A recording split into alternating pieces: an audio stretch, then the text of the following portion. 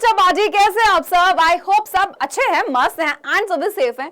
तो गाइस, जैसे कि आप सबको पता है कि यूपी बोर्ड ने, वैसे मैं बता देती हूँ, ये जो सेशन है ये स्पेशली यूपी बोर्ड के बच्चे के लिए है और बच्चों के लिए भी ये सेशन आएंगे तो वो भी परेशान ना हो।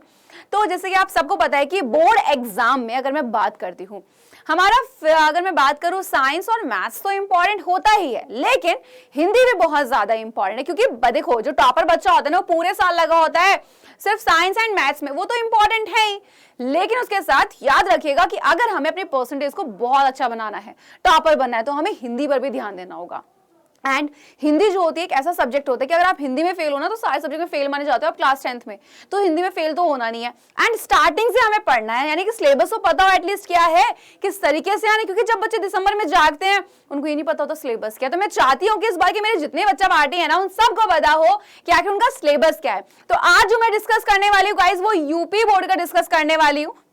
बहुत दिन पहले सिलेबस आ गया था 2023 और 24 के जो सेशन के बच्चे, यानी कि 2024 में जो क्लास 10th के बोर्ड के एग्जाम को देंगे। एंड अब मैं यहाँ पे एक चीज बता देती हूँ, इस सिलेबस को प्लीज अपनी कॉपी में नोट डाउन करें, क्योंकि आगे मैं बहुत सारे ऐसे सेशंस लेकर आने वाली हूँ। और जो आपके अदर्स बोर्ड हैं, जैसे एमपी, आपका छत्तीसगढ़, ये सब बोर्ड के जितने बच्चे हैं वो बिल्कुल भी टेंशन ना ले। ओके, क्यों ना ले टेंशन? क्योंकि मैं ऐसे सेशन उनके लिए भी लेकर आऊंगी। कभी वो सोचे मैम हमने तो हमारा बताया ही नहीं सिलेबस, तो मैं आप सबका भी सिलेबस बताऊंगी बिल्कुल, ठीक है। तो यहाँ पर जान लेते हैं कि आखिर हिंदी का 2023 और 24 वाले सेशन वाले जो बच्चे हैं, ठीक है, उनका हिंदी का सिलेबस क्या रहने वाला है यूपी बोर्ड का। तो आपको कुछ नहीं करना है, जैसे ही आप यूपी बोर्ड की, यानी कि आपकी जो उसकी ऑफिशियल वेबसाइट है यूपीएमएसपी की साइट पे जाते हैं, तो यहाँ पर आप जब पाठ्यक्रम पे क्लिक करते हो तो आपके सामने कुछ इस तरीके से क्या आ जाता है, यहाँ पे पेज खुल जाता है।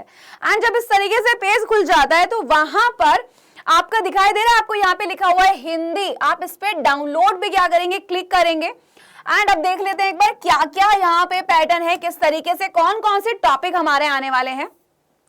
सबसे पहले गाइस, अगर मैं आपसे यहाँ बात कर लेती हूँ, देखो सबसे पहले पार्ट ए होगा जो बहुविकल्प प्रश्न का होगा। एंड याद रखना कि बहुविकल्प प्रश्न तो ऐसे होते हैं कि भाई वहां पे आप नंबर जितना खींच सकते हो खींच लो।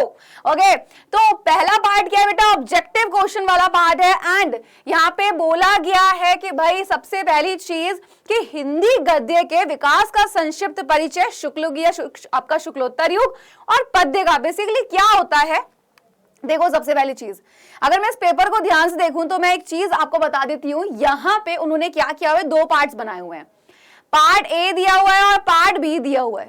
पार्ट ए में उन्होंने लिखा हुआ है ऑब्जेक्टिव क्वेश्चन, यानी कि हम ये कह सकते हैं कहीं ना कहीं भाई कुछ ना कुछ यहां से कैसे होने वाला है कि भाई आपके जो ऑब्जेक्टिव क्वेश्चंस आ सकते हैं वो अलग अलग तरीके से आ सकते हैं।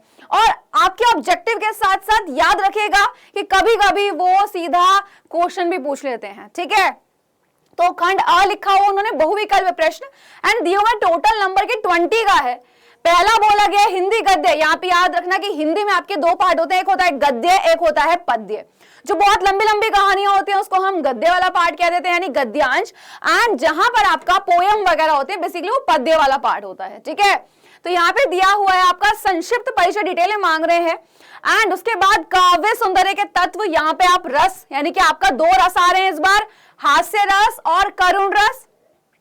अलंकार की बात कर लेते हैं तो यहाँ पे उपमा, रूपक एवं उत्प्रेक्षा। एक चीज का ध्यान रखना कि उन्होंने पार्ट ए में बोले कि बहुविकल्प प्रश्न होंगे एंड टोटल जो होंगे वो 20 मार्क्स के होंगे, यानी कि वो 20 जो ऑब्जेक्टिव क्वेश्चन है वो यहाँ से कुछ भी हो सकते हैं, ये चीज आपको ध्यान रखनी पड़ेगी। अलंकार जो आ रहा है आपके पास, अर्थालंकार यानी कि उपमा, रूपक एवं उत्प्रेक्षा, और इसके एग्जाम्पल भी आ रहे हैं और लक्षण आ रखे हैं। छंद आ रहा है सोठा और रोला, लक्षण और एग्जाम्पल बताने हैं। ऑब्जेक्टिव में भी आ सकता है, डायरेक्ट भी आ सकता है। हिंदी व्याकरण की बात कर लेते हैं गाइस, यहाँ पे आपका कौन कौन से टॉपिक है इस बार। उपसर्ग आ रहा है, बहुत इजी है, पिछली बार जो कराए थे वही एग्जाम में मिले थे। एंड प्रत्यय, समास, सद्भाव, तत्सम, हिंदी के इन टॉपिक्स की जो क्लास है मैं बहुत जल्दी लेकर आने वाली हूँ, ठीक है, तो टेंशन नहीं लेना है।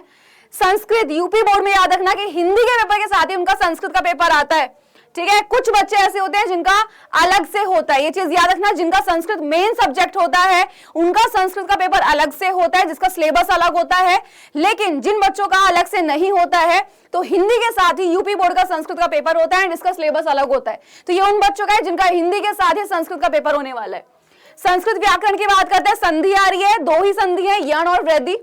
शब्द रूप आ रहे हैं फल, मति, मधु एवं नदी के, सभी आपकी विभक्तियों के रूप में। धातु रूप की बात करें, बहुत इजी है, एक याद कर लोगे सारे याद हो जाएंगे।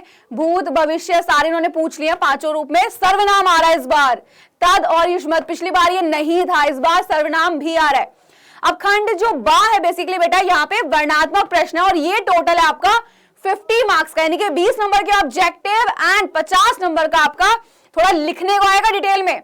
अच्छा, यहाँ पर बोल रहे हैं कि गद्यांश, यानी कि यहाँ पे गद्य हेतु निर्धारित पाठ्य वस्तु से गद्यांश पर आधारित प्रश्न वो क्या करते हैं, एक पैराग्राफ दे देते हैं, है ना, आपके किसी भी चैप्टर का गद्यांश का, मैं बताऊंगी कौन से इंपॉर्टेंट है, एंड वहां से पूछ लेते हैं कुछ क्वेश्चंस जिनके आपको आंसर लिखने होते हैं। पैराग्राफ होगा, उसके 3 या 4 क्वेश्चन होंगे, उन्हीं के आंसर देना उसी पैराग्राफ में से होते हैं। सेम वो पद्य के लिए करेंगे गाइस, एंड सेम ही वहां पे संस्कृत के लिए भी हो रहा है। तो हिंदी का गद्य और पद्य पूछा जाएगा, आपको पैराग्राफ देके उसके क्वेश्चन आंसर दे दिए जाएंगे, सेम वो संस्कृत में करेंगे। ठीक है, आगे बात कर लेते हैं। यहाँ पे किसी एक का आपको चरित्र चित्रण लिखना होता है जो कि 3 नंबर का आ रहा है।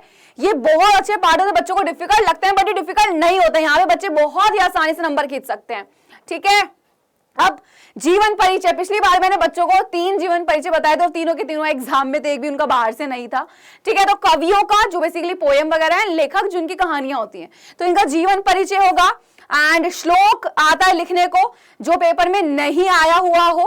साथ ही साथ आपका यहाँ पे अगर हम बात करें, कुछ हिंदी के वाक्य दे देते हैं, उनको संस्कृत में बदलना होता है हमें, और यहाँ पे आपके संस्कृत के प्रश्न भी आते हैं कि उनके आंसर लिखो, एंड यहाँ पे किन्हीं 2 का आंसर देना होगा आपको। और निबंध, आपका जो निबंध होगा उसका लिखने का तरीका भी मैं आपको सिखाऊंगी। नंबर्स उनके सामने लिखे हुए हैं, किसका क्या है, कितने नंबर का आएगा, सारे टॉपिक्स में मैं पढ़ाने वाली हूँ, तो टेंशन नहीं लेना है।